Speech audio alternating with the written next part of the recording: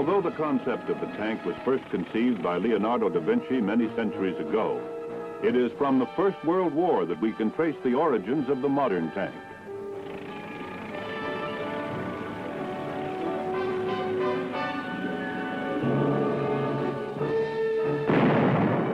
After the initial German advances into France, the great armies of Europe faced each other across the long, static lines of the Western Front.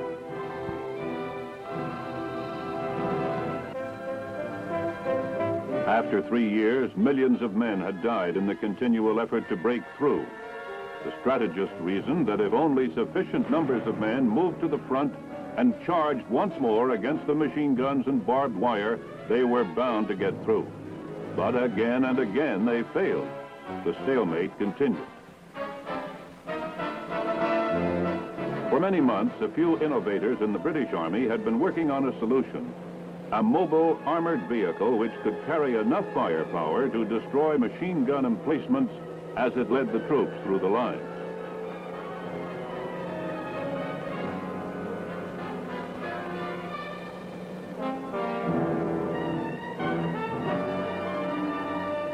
Finally, in September 1916, the British launched the first mass attack with the new weapon. They were called tanks, a term Army intelligence hoped would deceive the Germans into thinking these new machines carried only water for the troops.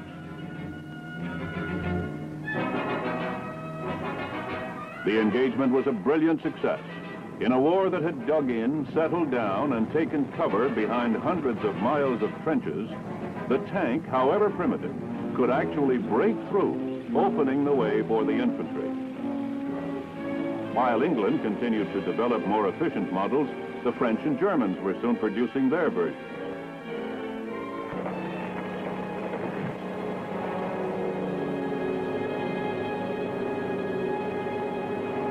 The Italians were quick to pursue their own tank program, which included some rather vigorous field tests. Perhaps they expected too much. The final year of the war proved the enormous value of infantry and armored cooperation. The tank had brought back movement and mobility, once denied by trench warfare, and it reinstated this movement with a merciful cut in casualties. In 1916, during the first few hours of the Battle of Somme, the British lost 60,000 men while advancing only a few thousand yards. While at Cambrai, with strong tank support, only 9,500 men were lost during an advance of 10,000 yards. It was a new era of warfare, although it still remained for Hitler, 20 years later, to convince all those who still swore by the cavalry.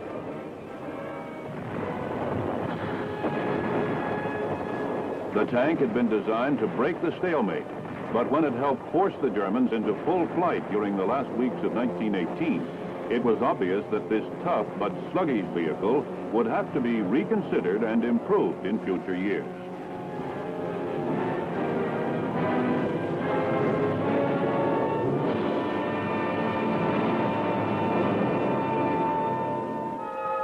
During the 20s and 30s, the major powers continued to develop the new weapon. At Aberdeen Proving Grounds in Maryland, new designs, ideas, and better equipment were worked on. The hull was modified, and various solutions to the difficult problem of suspension were sought.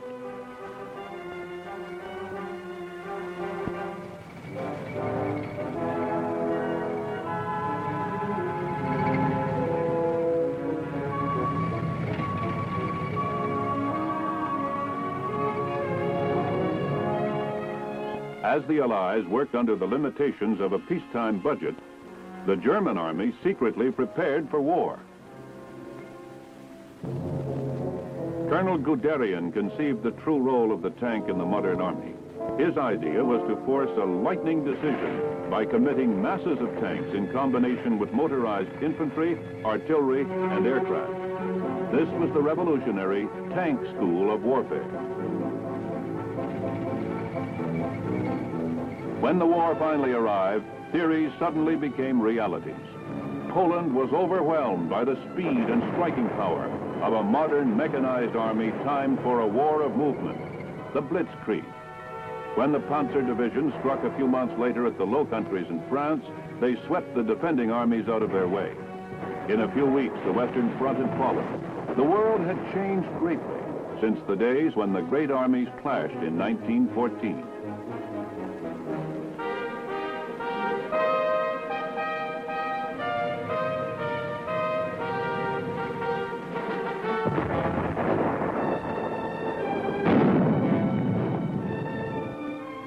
During the long years of the war, each nation worked to improve their tanks. The Russian T-34 carried a powerful weapon which inflicted heavy damage.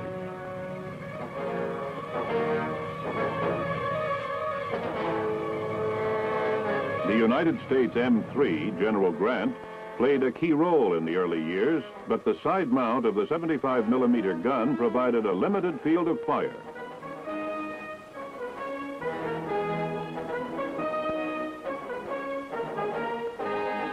Newly developed British models proved to be the key to victory at El Alamein.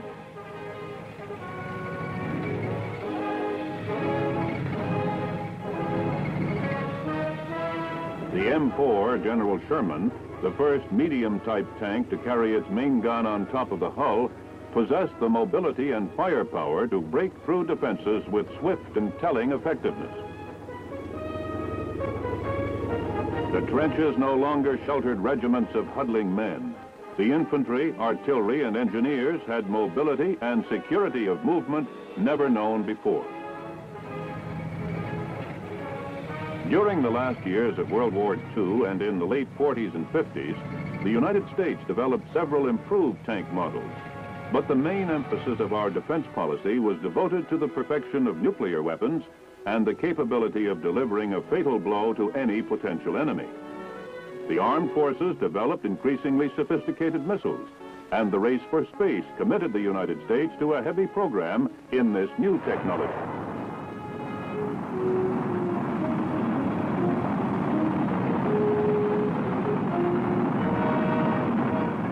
These developments supported the policy of massive retaliation, which President Eisenhower and his advisors believed would deter the Soviet Union from any act of full-scale aggression. However, the challenge of communist-inspired local conflicts, or wars of national liberation, required a more flexible response and conventional weapons. At the vast tank plant in Detroit, Michigan, plans were formulated to meet these new demands. A new tank, one of many, the M60, had to be developed and produced. Engineers from the Army began to work on the designs with specialists in research and development.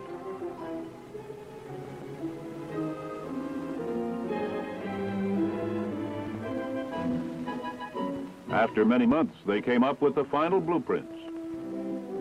A prototype was built and sent to government proving grounds for testing and evaluation.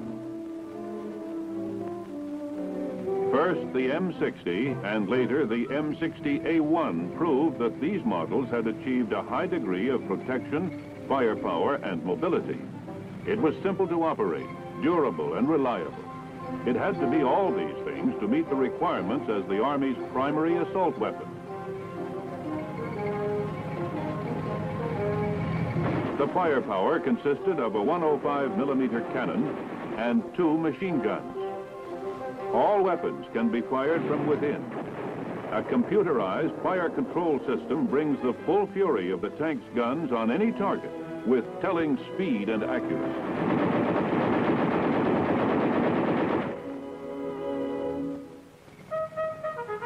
For many months, the tank underwent a vast variety of tests.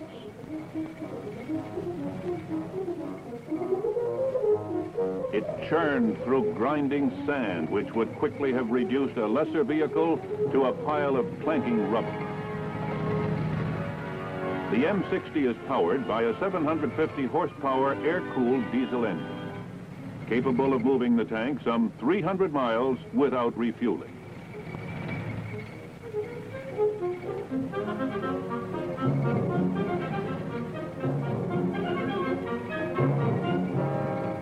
Day after day, it thundered through muddy swamps and across washed-out gullies, always moving under perfect control, while the continual check on brakes, acceleration, and the control system went on.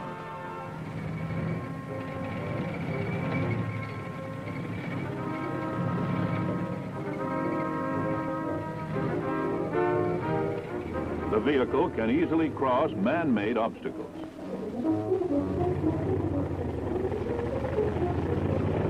It can climb vertical walls as high as 3 feet. It remains completely leak-proof as it travels through 4 feet of water. At the conclusion of the test, it was judged that the new tank had met all the requirements to become the Army's main battle tank. It was ready for production.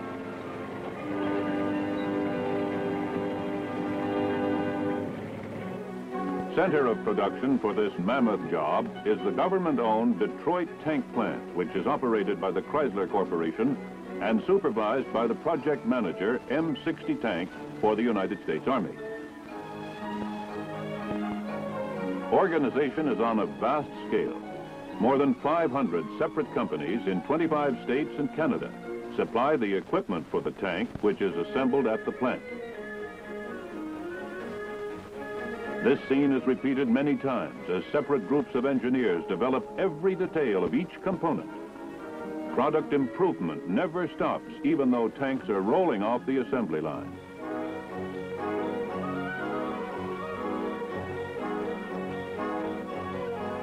It takes a whole department merely to keep track of the constant engineering refinements, notify the right people of the change, and make sure it appears on every tank built after a certain day and hour on the production line. It's a complicated proposition because a crucially important change in one part usually touches off a series of minor changes in related parts. The hull starts out as a cast steel shell, but shortly every inch of it will bristle with all kinds of complex and vital equipment. This particular hull is the master. It serves as a checkpoint for all others and as a pattern for the fixtures. The accuracy of each fixture must be constantly checked against the master hull.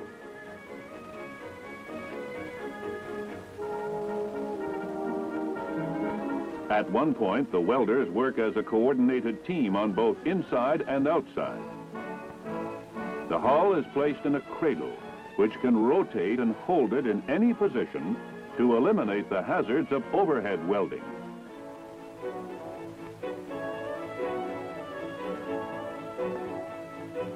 Inspectors check the 500 weldments.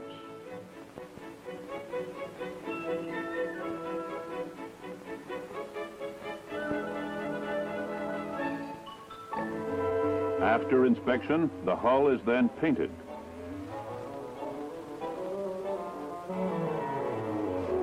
The overhead cranes easily move the 12-ton hull.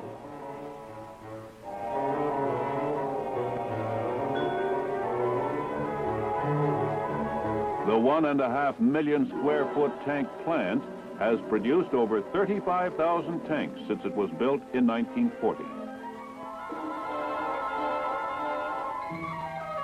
At another station, most elements of the suspension system are installed. One of the 4 torsion bars is inserted, one end being secured to the hull, the other end to an arm which carries one of the wheels.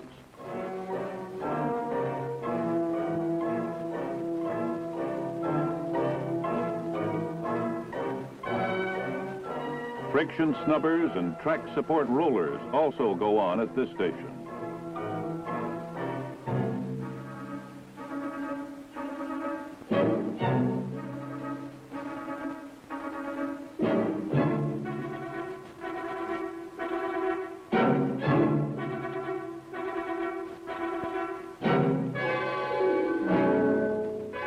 The line is planned so that work goes on in all sections of the hull simultaneously.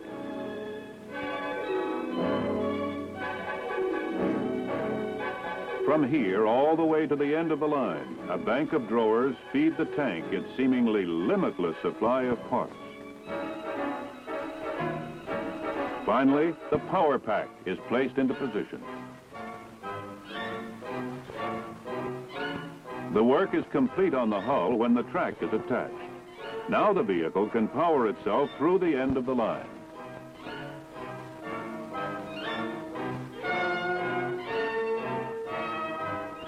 While the hull has been in process of assembly, the turret, which is the fighting center of the tank, has been receiving all its complex maze of equipment. Here, the tank gets its 105mm gun, but the gun would be useless without a network of sighting, sensing, computing, and signaling apparatus, which must be painstakingly checked and tested.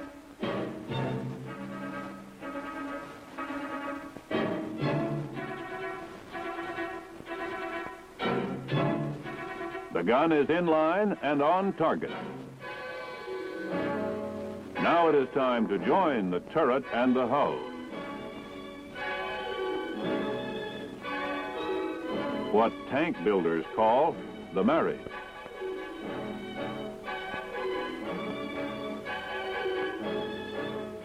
"48 volts under 90 pounds of compression assure that this marriage will last.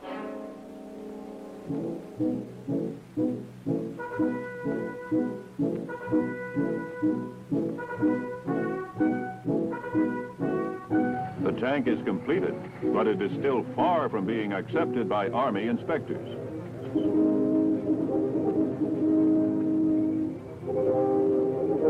Trial runs are conducted by experienced test drivers.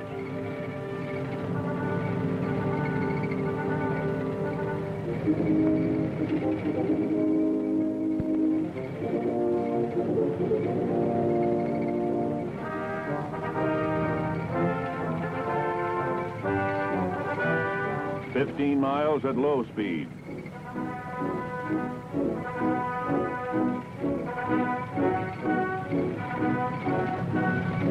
Followed by 15 miles at medium speed.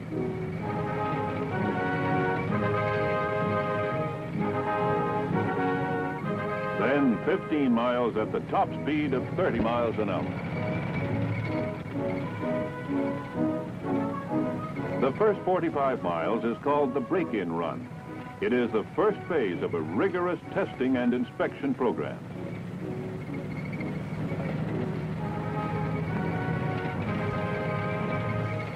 The tank climbs a 60% slope and stops.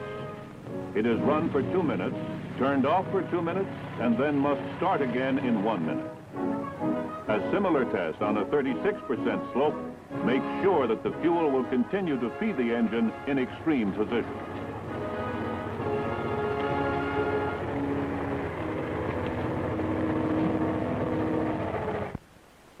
The tank must not only be watertight, but airtight to safeguard the crew from chemical gas attacks.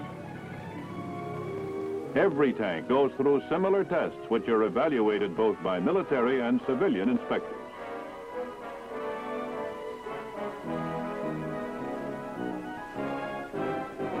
After the tests have been checked and approved, the tank is ready for shipment to our troops.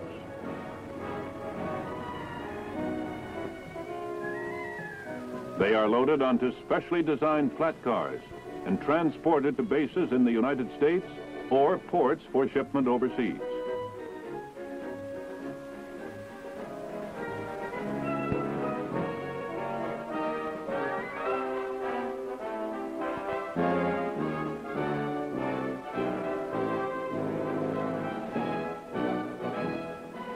The designers and builders of the M60 series understood the need for versatility and adaptability.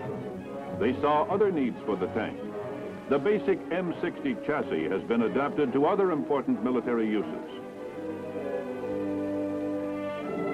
This armored bridge launcher produced at the Detroit tank plant demonstrates its rather unique value. The overall performance characteristics are equivalent to the main battle tank, but the turret has been replaced by the bridge and hydraulic launching equipment.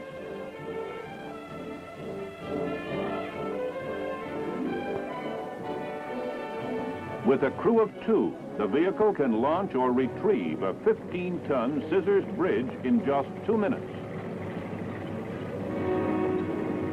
The bridge folds at mid-span for easy transportation on top of the vehicle. Speedy and efficient, the launcher provides an important addition to today's fighting force.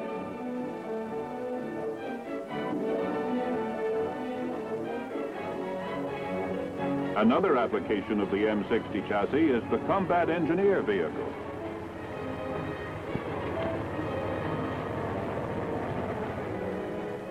Equipped with a hydraulically operated bulldozer mounted on the front of the hull, the tank can perform a variety of tasks, including the removal of roadblocks, filling in gaps, ditches, and craters, and for general demolition and construction work. Carrying a crew of 4, the vehicle operates in forward combat areas, where the heavy armor provides protection against explosions, small arms fire, and shell fragments.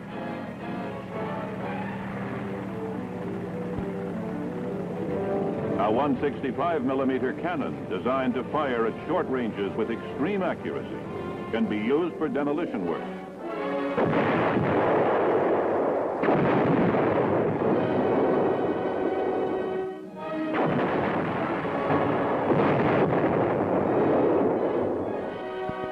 The M60 demonstrates its effectiveness in action during combat exercises.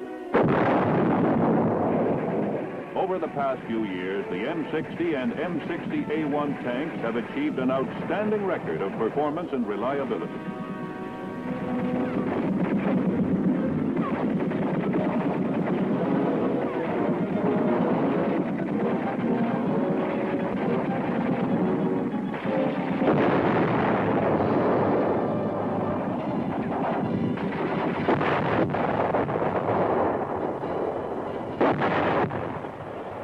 As they move in a coordinated attack with infantry units, the tanks meet heavy fire from enemy tanks and anti-tank guns.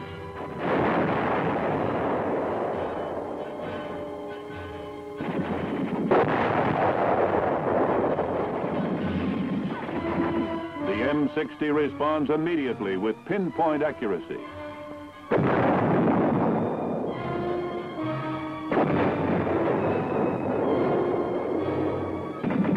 Equipped with an advanced fire control system and 105mm cannon, the M60 series tank can destroy targets at sufficiently long ranges and in such numbers that the full effect of the tank's smaller weapons can be brought to bear on the remaining enemy.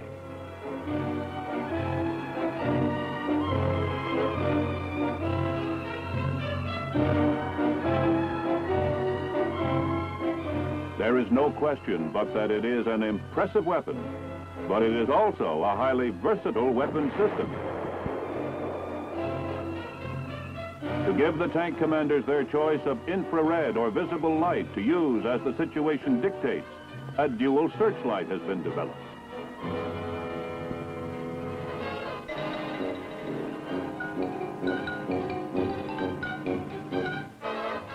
The xenon light can be converted quickly to infrared, enabling the crew to zero in and destroy an unsuspecting enemy in the dark, as well as observing about at night without being observed.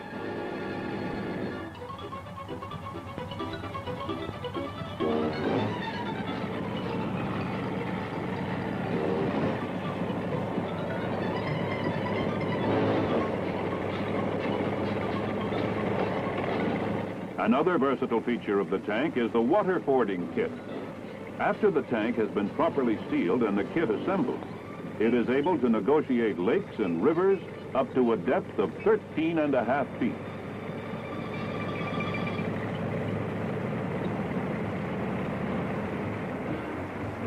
The open conning tower serves as an observation and guidance post for the commander, as well as an intake duct to provide air for the crew and engine. More like a submarine than a tank.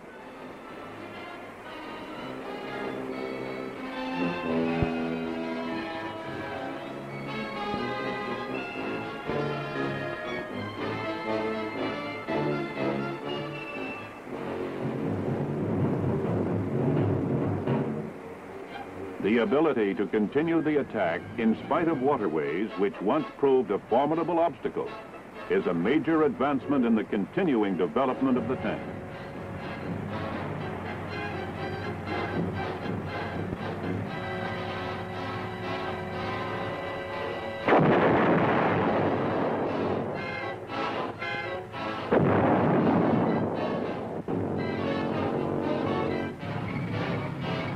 Through a slow and evolutionary process, the Army developed its impressive main battle tank, Today, the constant search for refinements and improvements continues. The Army is now concluding the final development of a more advanced and versatile weapon, the missile-firing M60 A1E1. Today's tank is but a distant relative of those primitive vehicles that first crossed the muddy fields of Flanders 50 years ago. As the developments continue, the tank will remain one of the most important weapons in our arsenal of defense.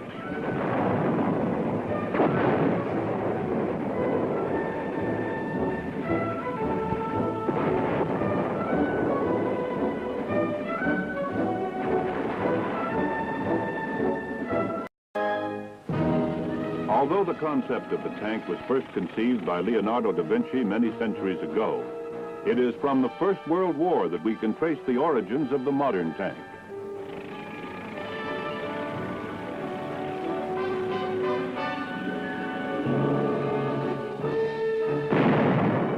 After the initial German advances into France, the great armies of Europe faced each other across the long, static lines of the Western Front.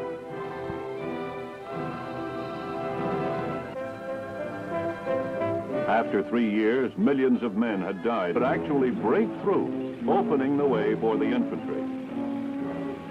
While England continued to develop more efficient models, the French and Germans were soon producing their versions.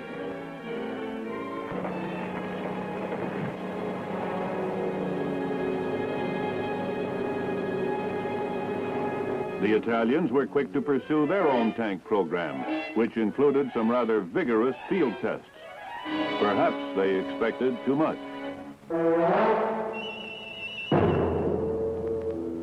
The final year of the war proved the enormous value of it in the continual effort to break through.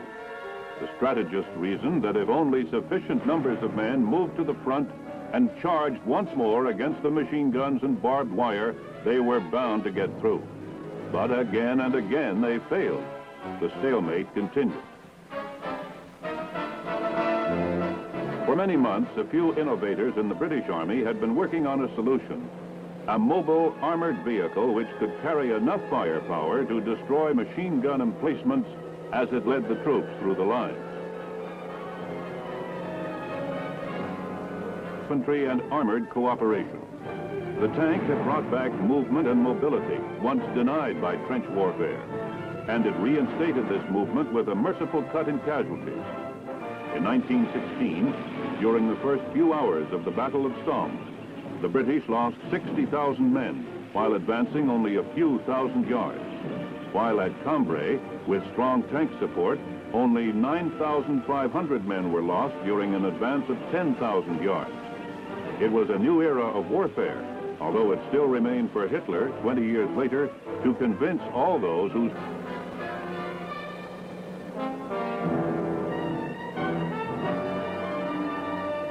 Finally, in September 1916, the British launched the first mass attack with the new weapon. They were called tanks, a term Army intelligence hoped would deceive the Germans into thinking these new machines carried only water for the troops.